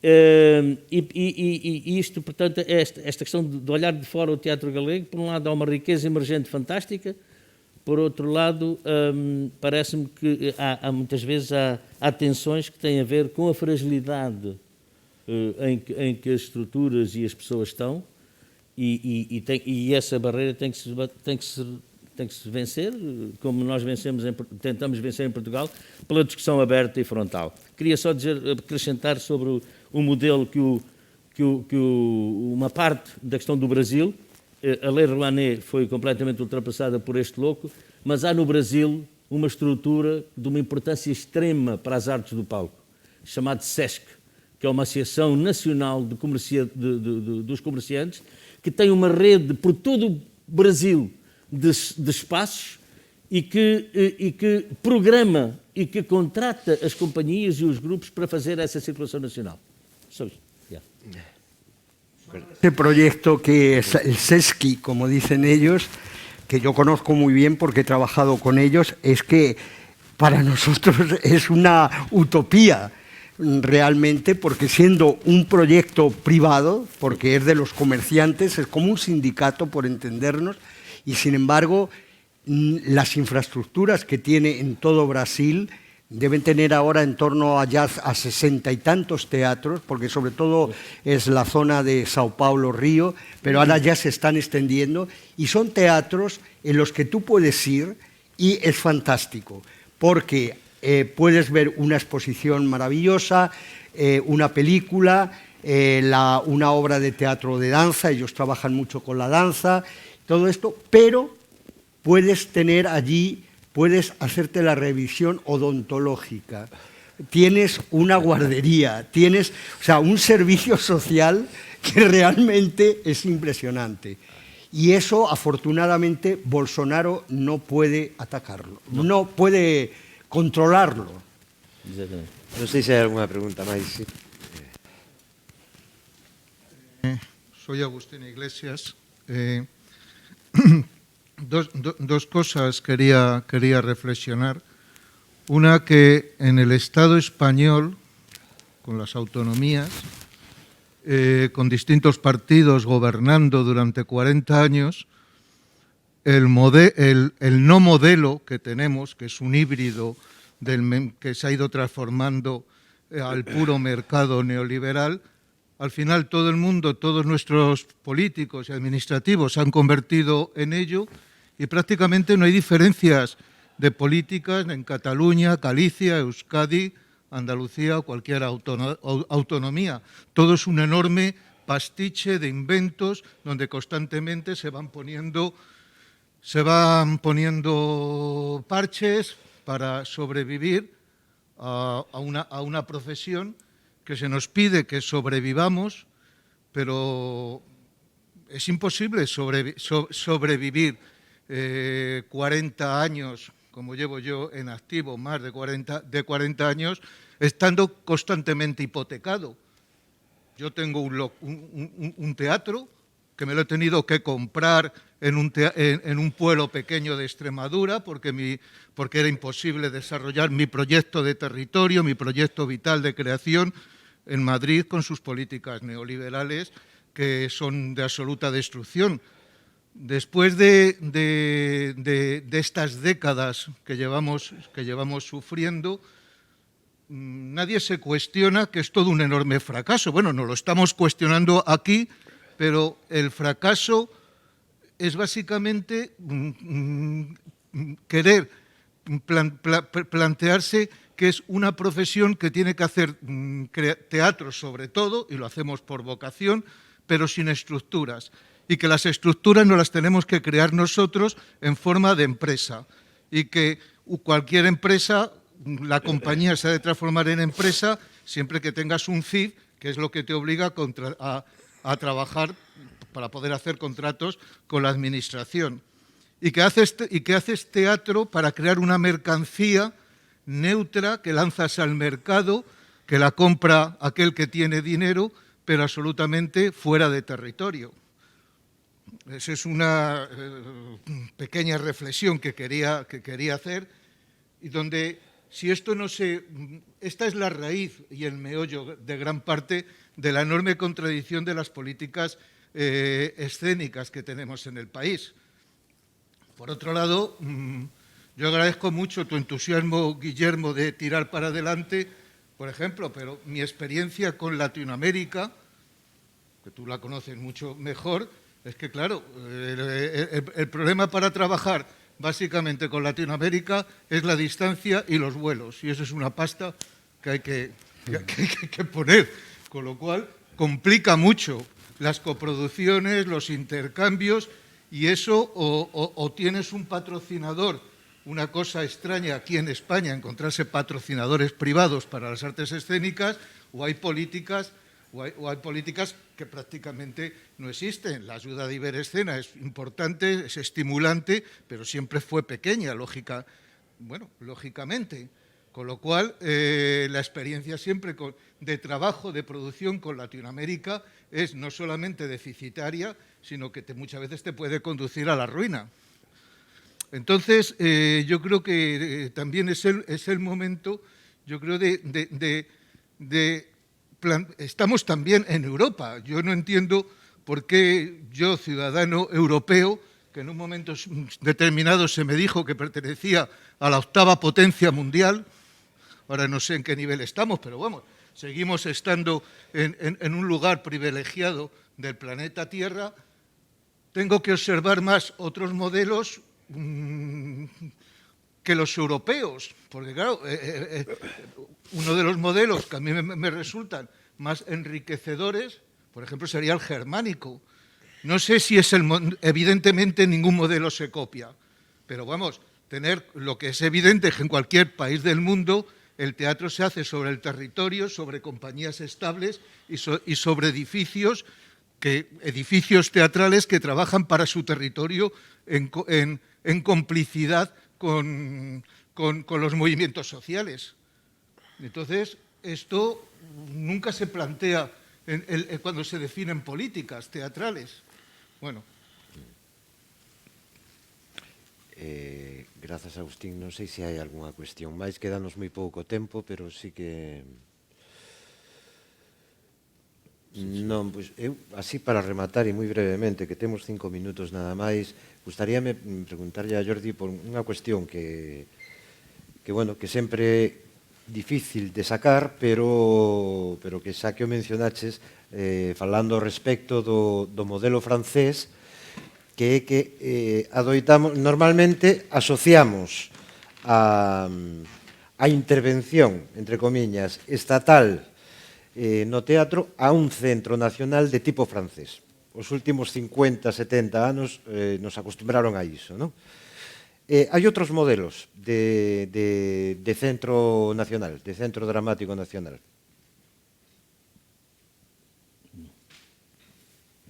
Non sei se... Eu acho que ele não viu. Non sei se no... Não ouviu, ele não ouviu. No, bueno, quiero decir que en los últimos 70 años, en las últimas décadas, se nos acostumbró siempre a asociar la intervención estatal en el sistema teatral, a un centro nacional. Esto, que parte de una realidad en Francia que tiene sentido, a lo mejor aquí no habría que adaptarlo de otra manera. ¿Hay otros modelos de centro dramático de los que tú nos puedas hablar?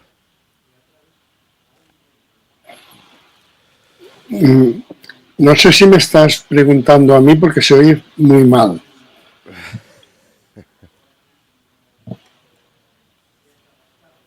No sé si es un problema de son o... No sé, a Guillermo le he oído muy bien, pero...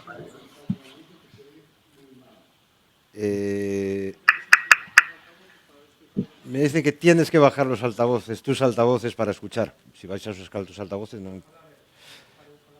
Para falar a él. Sí, pero o problema é que non escoita ahora.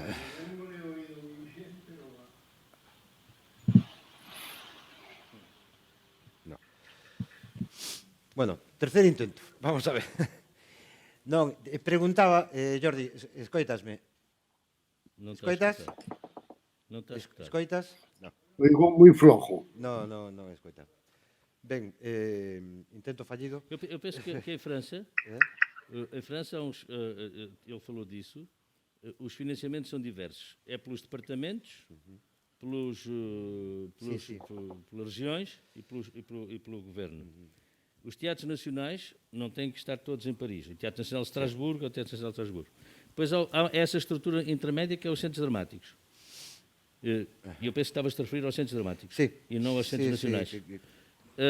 E depois... Estaba falando dun modelo de centro dramático que se quiso Centro importar dramático é uma dende estrutura Francia, pública, pero é uma que non estrutura acaba pública. de cubrir as mesmas necessidades É uma que cubren estrutura en Francia. pública que é intermédia. E depois há as cenas nacionais, que isso era o que nós defendíamos, digamos, num contexto português, que é porque é que o Estado não aproveitou todo este desenvolvimento das estruturas teatrais nas cidades e não as considerou, ou passá-los a estrutura pública, com tudo o que isso implica, por exemplo, mudança de diretores de 4 em 4 anos, essas coisas que eu acho que isso devia ser assim, ou reconhecer, por exemplo, numa companhia como a Cornucópia em Lisboa, que entretanto acabou, como, digamos, correspondente à sede nacional, reconhecer-lhe o seu trabalho. Não é? Ora, nada disso se fez e, portanto, precarizou e tornou cada vez mais evidente, que é o que está aqui a ver também na Galiza, que é não contratualiza serviço público, isto é, não tem estruturas intermédias para garantir, na presunção de um Estado social, em que a cultura é um pilar fundamental para a sustentabilidade e para o crescimento sustentado de uma cidade, a cultura não está aí. A criação artística não é reconhecida pelo Estado como uma necessidade básica. Reconhecem a educação, mas a própria educação não reconhece, na verdade, a cultura, a criação artística. E a criação artística numa cidade que cresce é um fator valorativo importante. Muito valorativo, até do ponto de vista económico, não é? E, portanto, essa é a dissensão que vivemos na Galiza, que vivemos em Portugal e que vivemos um pouco por toda a Europa. O problema é que os cortes, porque na Alemanha também há cortes e em França também há cortes, o problema é que eles têm, a partir de um modelo sustentado e, portanto, quando diminuem numa proporção que para nós nos dava um jeito do diabo, não é? Esse é que é o problema. Ben, pois rematou o tempo, desculpas polos problemas técnicos, moitas grazas Jordi, moitas grazas Guillermo, moitas grazas Rui, grazas a todos vos, seguimos pola tarde.